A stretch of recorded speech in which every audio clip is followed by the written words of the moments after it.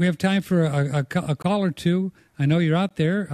I can tell because we have controls that tell us how many listeners. If you'd like to have a quick a comment or a question for Don Jansen, it's 888-1-NET6, 888-1-NET6, and we'll just pick it up and you can ask him a question. We got to get you up here to the Dripping Springs area and do a little workshop again. Remember we did one some years ago, and we had like 100 people, and you just talked about the ocean-grown technology. We had a ball. Yeah. This time I'll show them how to grow grass. We've got to get more serious about that. Show people how to grow wheatgrass. That'd be great. Everybody should learn that. I just had a class here in Naples last week, and we had about 35 people came, and I brought trays and showed different stages of it, and a lot of them are growing it this week. Mm-hmm. Yeah. And we need to, in our houses, we can grow our own grass, and it's incredible. Uh-huh. We need to supplement our food with good food. Do you use the fluorescent lights for the lighting? Just regular, fluorescent lights are fine. Mm-hmm. For plants that don't set flower, any kind of light bulb works. But if you're going to have fruit set and a blossom set, you need ultraviolet. Yes, then you need a special bulb. Hi, where are you calling from? San Marcos. Okay, go ahead. Well, you're on there. Yes. The question is, when you talk about the ratios of the ocean-watered rainwater, are we measuring 2,000 to 500 parts per million as conductivity or total dissolved solids, or is that the actual physical ratio? You got to turn down your computer a little bit. He said total dissolved solids. Yeah. And you can measure it the other way with conductivity, but TDS is what I like to measure with, TDS. That answers it. Thank you so much. Well, you're quite welcome. Glad you're out there. Yeah. So total dissolved solids, that's what you do, right? And TDS meter. Yeah, you get one of those little meters. They're very inexpensive, aren't they? I have a couple of them, and H&M Digital sells them on the internet for $25, I think. H&M Digital. Yeah. On the internet for $25. They're very good. I've used mine for years. They're very good. Don Jansen, I have some fruit trees outside and fig trees, and I've been giving them a solution. What would be the best ratio, the TDS, for those kinds of things? I'd say trees can easily take 2,000. About 2,000 parts per million? At least once a week, give them a drink. I did this. Oh, I can do it once a week. Oh, yeah. Yeah. Oh, they'll love you. Really? And if you have a big tree like an avocado tree or an orange tree, about a 5-gallon bucket, just ring it right around the stem, the trunk, and then let it pour out where the roots are. Okay. The size of the bush above it. And, man, that's a good drink. And then the rainwater will take it down to them. Okay. So I get about a 5-gallon bucket of fill it up with my rainwater and dump in enough ocean water for 2,000 parts per million, and once a week just have a go, huh? Yeah.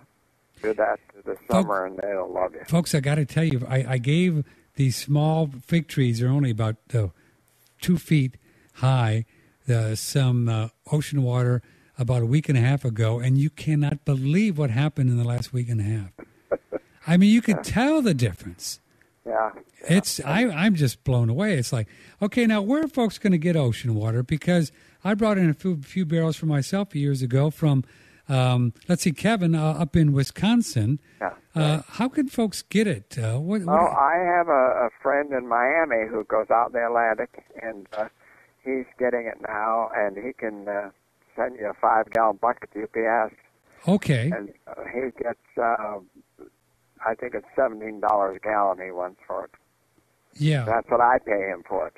But that's a good deal because it's going to last a very long time. Well, diluted down to 5 ounces to get your 1,500, that gives you about 35 gallons. When you buy a 5-gallon bucket, that's quite a bit of fertilizer for a garden and for plants in the house. Well, especially if you do hydroponic, right? Yeah, reuse. And then, this is just the beginning of the revolution, right? So once we really get enough people around the area, like the Dripping Springs area, but the Austin area, we'll be able to get enough people so we can get a truckload and stuff like that. And then people can get a whole barrel for a lot less money.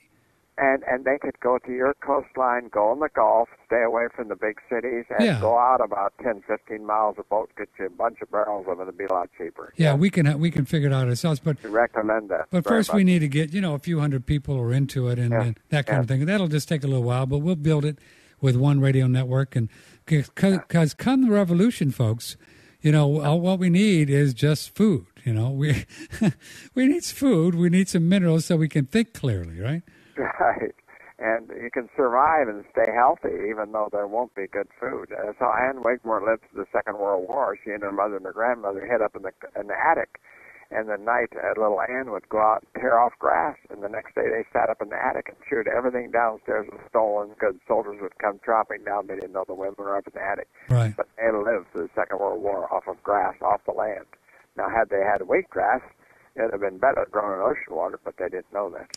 Yeah, I've heard that story. Isn't it a wonderful story, folks? So that's actually how Anne Wigmore got to start, right? That's how she figured out how powerful grass was. Yeah, that's right. And if you've just joined us, Don Jansen said at the beginning of the program that he stumbled on the fact that grass is the one species on the planet that will uptake every mineral that you introduce to it. Every mineral. The other species like sweet potatoes or celery, they're Don, they're kind of genetically designed to only pick up a certain amount, right? Yeah, and when you get hybrid seeds, they're overdosed, genetically engineered to take up way more NPK, nitrogen, phosphorus, potassium, than you would out of ocean water. When you use ocean water, the best seeds to get are open pollinated heirloom seeds, and then they match the ocean beautifully. I've never altered the fertilizer. Yeah. And when I had hybrids, I had to add stuff. Yeah. So they manufacture these seeds to just take up the NPK stuff. Right. Way more than normal. Yeah. Yeah. Boy. Do you think that's why we're all kind of silly because we don't have enough minerals? It's hard to think clear. You think so? That's why we're sick and we don't feel good and we don't have energy. You bet. People always have all kinds of ailments. They don't have the. It's like telling you to repair your house and you want a new roof put on, and when the guy comes to repair it, he wears a shingle. He says, "Oh, I don't have any, but fix it." Well, what's he going to do? There's no nails, no shingles. That's why we do our bodies. There's nothing to repair it, and we are made from the elements, and we've got to have the elements to repair. The body will heal itself if we give it the elements. It knows what to do with it, but you got to have the shingles there. Mm-hmm. It won't do it. Got to have them. Don, do you have an email if folks want to reach you? Yes, sure. It's Donald.Jansen at gmail.com. Donald.Jansen at gmail.com. Right, yeah. That's to answer questions, help people get started. Yeah, and as we get going, now that I'm at this full time, we're going to be able to do a lot more, but we can take some photos of our whole setup here, dripping. And folks, again, I'll offer an invitation to you. Don helped me set up a really beautiful system that's hydroponic in gravel, and you can get an idea. I invite you over. Just email me, Patrick at oneradionetwork.com, Patrick at oneradionetwork.com. I'll be happy to have you come over. You can take a look at it and then build your own at home.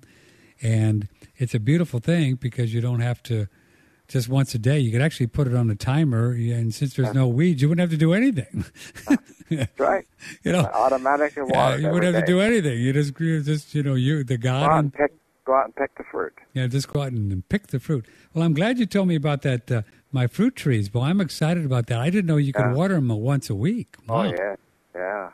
They don't need it every day at all because they got massive roots, and that's the most I've ever. In fact, I changed the whole orchard around with all the dying. They call it young tree decline, YTD, and he had a bunch of dead trees in his grove, and I watered them 3 times in 3